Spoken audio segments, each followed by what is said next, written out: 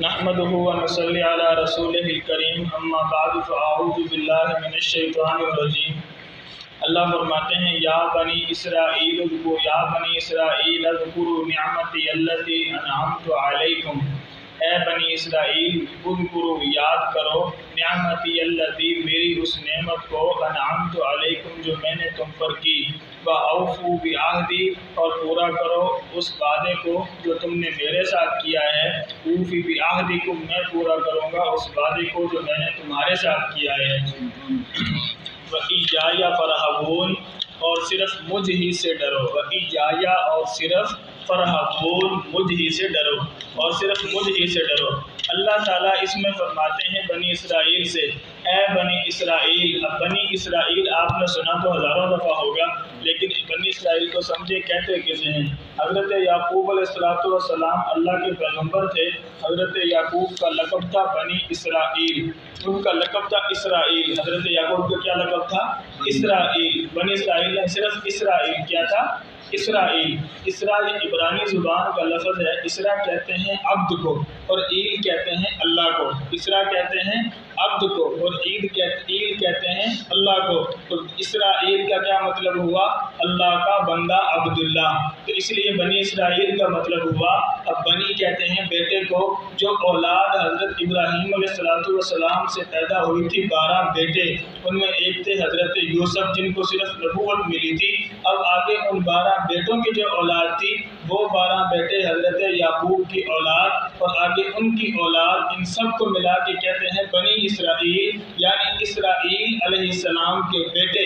इसलिए जो मुल्क इसराइल है ना, कहते हैं ना मुल्क इसराइल, ये इसराइल बड़ा शैतान है, ऐसा नहीं कहना चाहिए, बल्कि यूँ कहना चाहिए मुल्क इसराइल जो है बड़ा शैतान है। क्योंकि इसराइल तो हज़रत याकूब अलैहिस्सलाम का लक़ब है, उनका नाम है। इसलिए इस भैया अल्लाह ताला यहाँ जिक्र कर रहे हैं इन जो बनी इसराइल थे, हज़रत याकूब की नस्ल जो थी, इनकी औलाद, ये इनको कहते हैं बनी इसराइल। जान अब उनको क्या कहते हैं? यहूदी। अल्लाह ताला ने इनके अंदर कमो बेश 4000 बल्कि 4000 पैगम्बर भेजे थे और इनके अंदर ऐसे ऐसे उलुल अज़म पैगम्बर भी आए, जैसे कि हज़रत मूसा अलैहिस्सलाम आए, हज़रत दाऊद अलैहिस्सलाम जिनको बादशाहत भी मिली थी, हज़रत सुलेमान अलैहिस्सलाम जिनको बादशाहत मिली थी। तो अल्लाह ने बहुत बड़े बड़े पैगम्बर इनके दरमियान भेजे। इनसे लेके हज़रत याकूब से सारे पैगम्बर बनी इसराइल में आए, जब तक कि हमारे नबी पाक मोहम्मद रसूलुल्लाह सल्लल्लाहु अलैहि वसल्लम आए तो वो इनके अंदर से नहीं थे। इसलिए यहूदी ईमान हुजूर पे नहीं लाए थे कि ये नबी तो बनी इसराइल से नहीं है, हालांकि नबूवत तो हमारे अंदर आज चली आ रही है, इसलिए वो ईमान नहीं लाते थे सरकार दो आलम पे।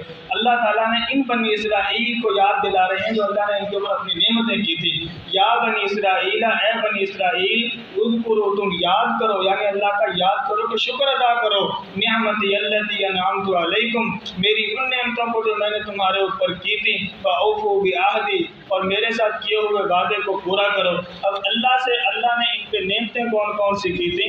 अल्लाह ताला ने इनको फ़िरऔन की ग़ुलामी से निजात दिलाई थी। नेमत नंबर 1, हज़रत मूसा अलैहिस्सलाम की माँ जो थी, हज़रत मूसा अलैहिस्सलाम की माँ की तरफ अल्लाह ने वही की थी, क्योंकि फ़िरऔन को उसके नजूमियों 360 नजूमी थे फ़िरऔन के दरबार में।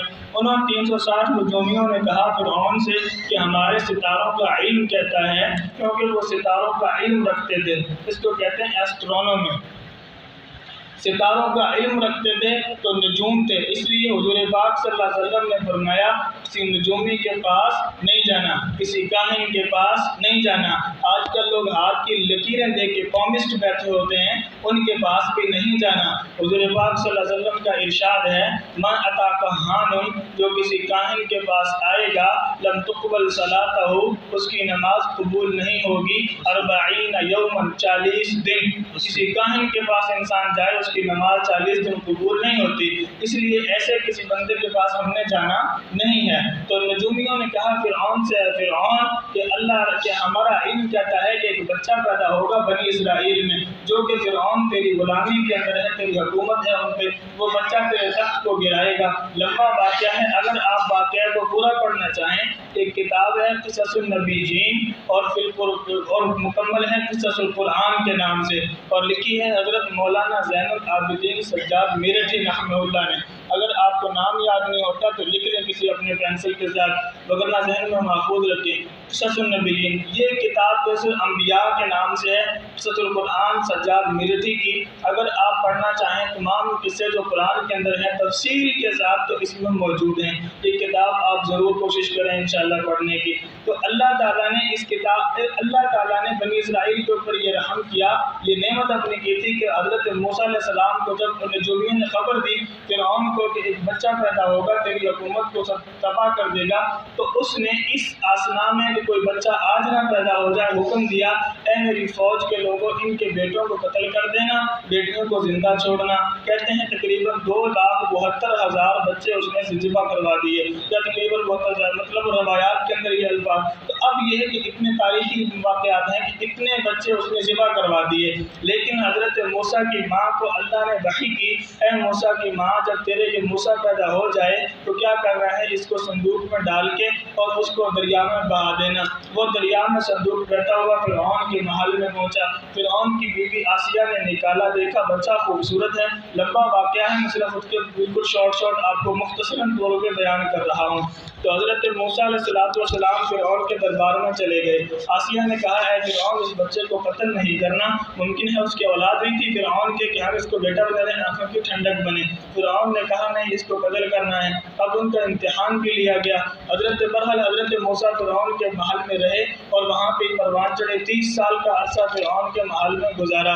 اس کے بعد کیا ہوا کہ حضرت موسیٰ علیہ السلام مدین گئے، حضرت شعیب علیہ السلام کی ایک بیٹی سے شادی ہوئی، پھر واپسی پہ واپس آئے، کوہ طور پہ اللہ تعالیٰ نے نبوت عطا کی، پھر واپس آ کے فرعون کی طرف ان کو دعوت دی۔ جب دعوت دی فرعون نے کہا میں تیری بات کو نہیں مانتا، بات کو کیسے مانوں، کوئی معجزہ دکھا اگر تو رب کا نبی ہے تو۔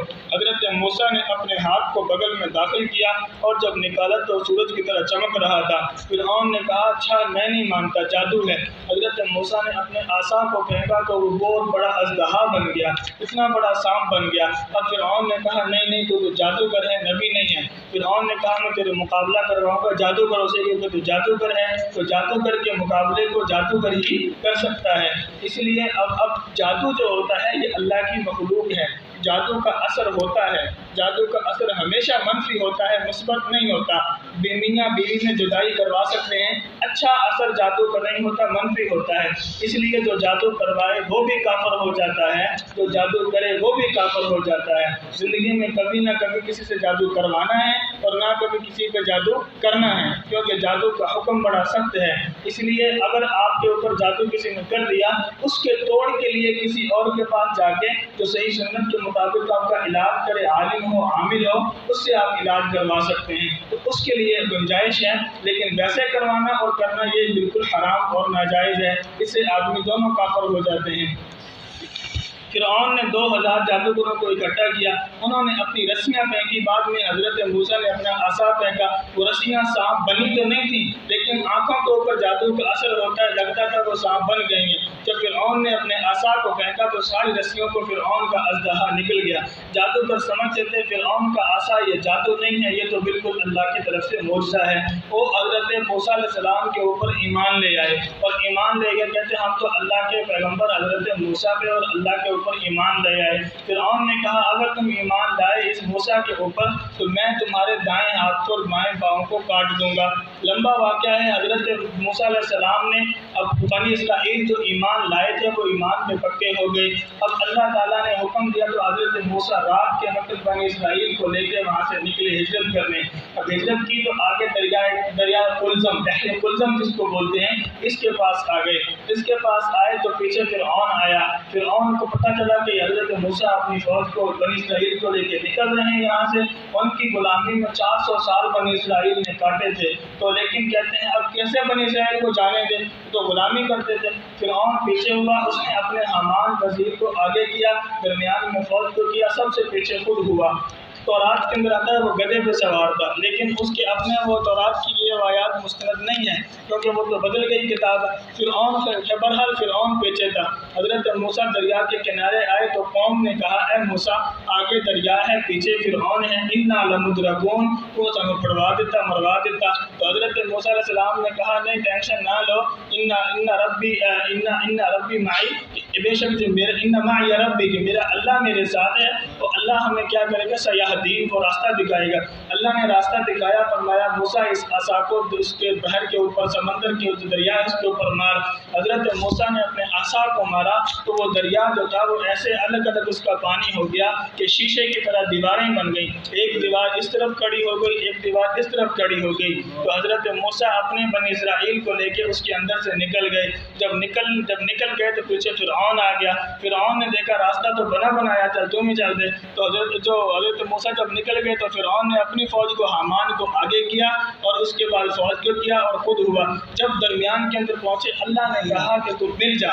جب تو مل گیا دریا تو فرعون اور اس کی لشکر سارا اس میں غرق ہو گیا۔ لیکن بنی اسرائیل نے کہا کہ اے فرعون، اے موسیٰ، ہم کیسے مانیں کہ یہ فرعون مر گیا ہے؟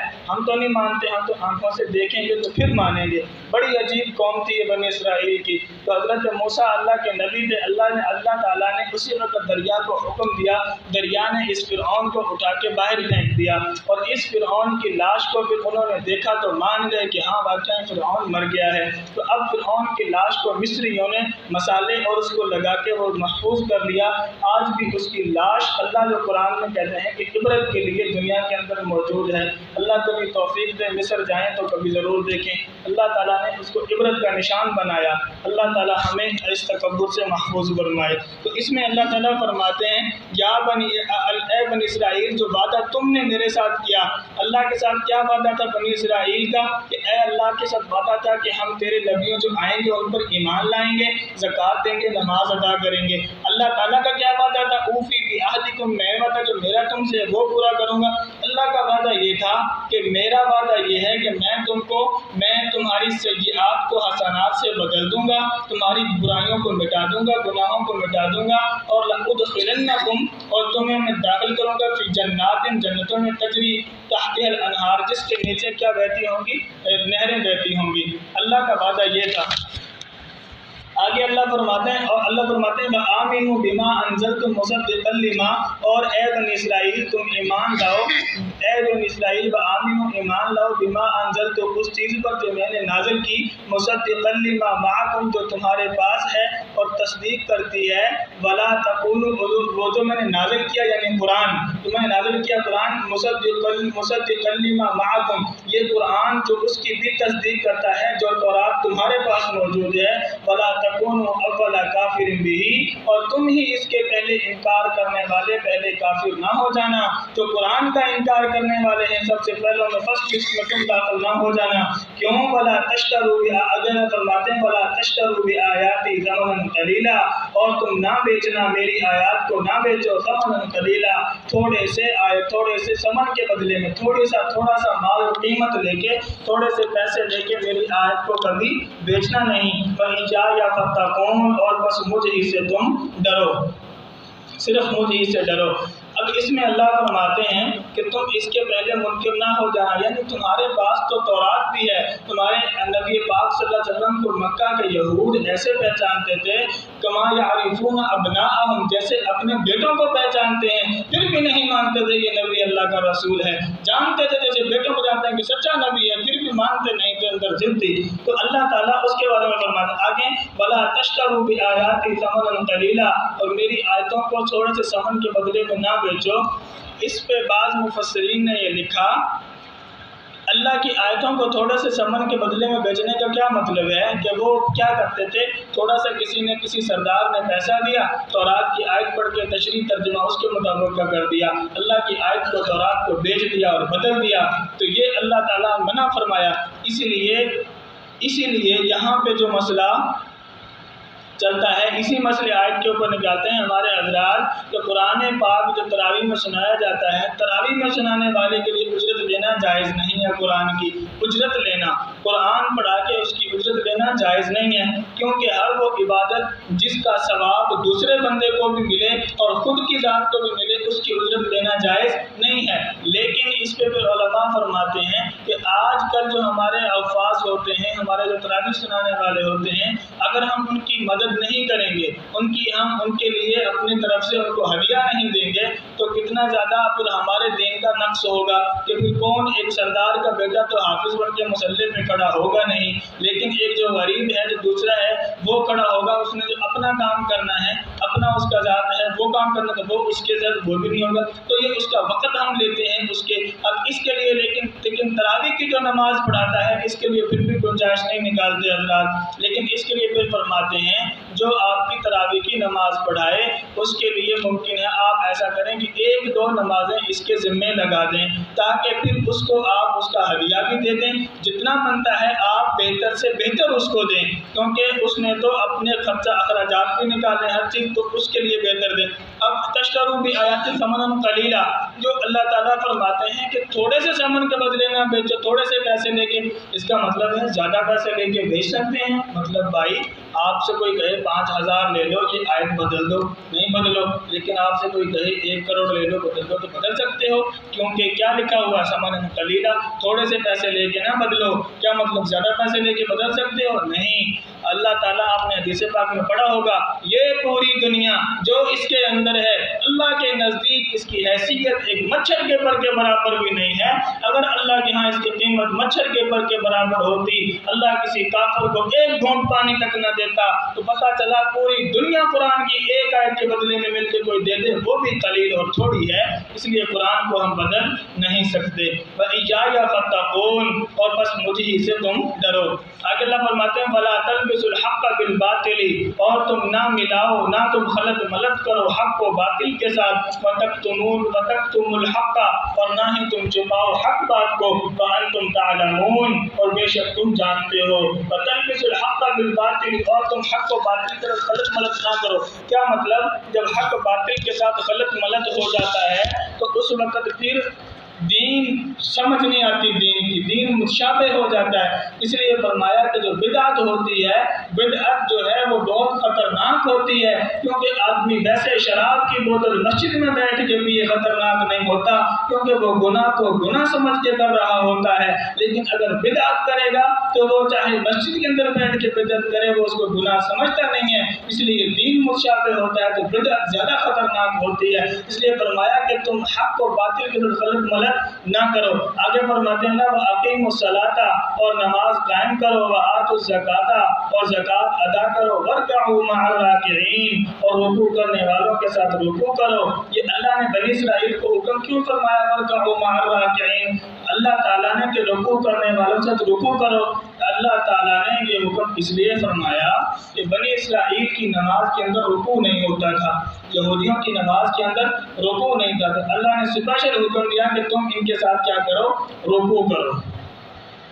اتأمرون الناس بالبر، کیا تم لوگوں کو اتأمرون الناس، کیا تم حکم کرتے ہو لوگوں کو بالبر نیکی کا، وتنسون انفسکم، اور تم بھول جاتے ہو اپنے آپ کو، وانتم تتلون الکتاب، اور جب کہ تم پڑھتے ہو کتاب کو، تورات کو، افلا تعقلون، کیا تم اتنی سی بھی سمجھ نہیں رکھتے؟ اور بس تم تھوڑی سی بھی سمجھ نہیں رکھتے؟ واستعینوا بالصبر والصلاۃ، اور تم مدد حاصل کرو، استعانت حاصل کرو، بالصبر، صبر کے ساتھ، والصلاۃ، اور نماز کے ساتھ۔ اب صبر کیا ہے؟ حضور پاک صلی اللہ علیہ وسلم ایک دفعہ تشریف لے جا رہے تھے، ایک عورت قبر پہ بیٹھی اپنے بچے کی پہ رو رہی تھی، نبی پاک صلی اللہ علیہ وسلم نے فرمایا الصبر، کہ صبر کریں۔ عورت نے کہا تیرا مرتا تو تمہیں پتہ چلتا، اگر تیرا مرتا تو تجھے پتہ چلتا، اور پلٹ کے دیکھا نہیں کہ یہ کہنے والا کون ہے، جب آپ صلی اللہ علیہ وسلم خاموش ہو کے چلے گئے، ایک اور بندہ پاس کھڑا تھا، اس نے کہا ارے بی بی تجھے پتا ہے تو نے کس کو یہ جواب دیا ہے؟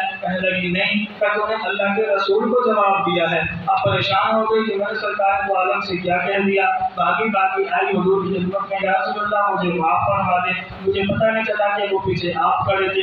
حضور نے فرمایا الصبر عند الصدمۃ الاولی، کہ صبر تو پہلے صدمے پہ ہے، یعنی جب صدمہ پہنچے تب صبر کرنا ہے، انا للہ و انا الیہ راجعون پڑھنا ہے، یہ نہیں پہلے ذرا روز ہو کے بیان کر کے اور اپنے کپڑے پھاڑ کے اور اینڈ پہ جب ہو جائے تو کہے ہم کو ذرا صبر، یہ صبر نہیں ہے۔ الصبر عند صدمۃ الاولی، جب صدمہ پہنچے تب اللہ کے ہاں صبر ہوتا ہے، کہ تب ہم نے صبر کرنا ہے۔ اللہ فرماتے ہیں अतअमुरून अन्नास वस्तईनु बिस्सब्र वस्सलात, कि तुम नमाज से और सब्र के साथ इस्तिआनत हासिल करो, अल्लाह की मदद हासिल करो, वस्सलात और नमाज के जरिए, फइन्नहा लकबीरतुन इल्ला अलल खाशिईन, और बेशक ये नमाज लकबीरतुन भारी है, इल्ला मगर अलल खाशिईन, मगर उन पर भारी नहीं है जो खुशू के साथ पढ़ते हैं। नमाज कितनी भारी है, लेकिन अल्लाह कुरान में कहते हैं, आप इस चीज़ को आज समझें। थोड़ा सा वक्त ज़्यादा हो गया, इंशाल्लाह खत्म करते हैं इसको, वसीला को पूरा करते हैं। अल्लाह ताला ने नमाज के बारे में फरमाया इन्नहा लकबीरतुन, नमाज बहुत भारी है।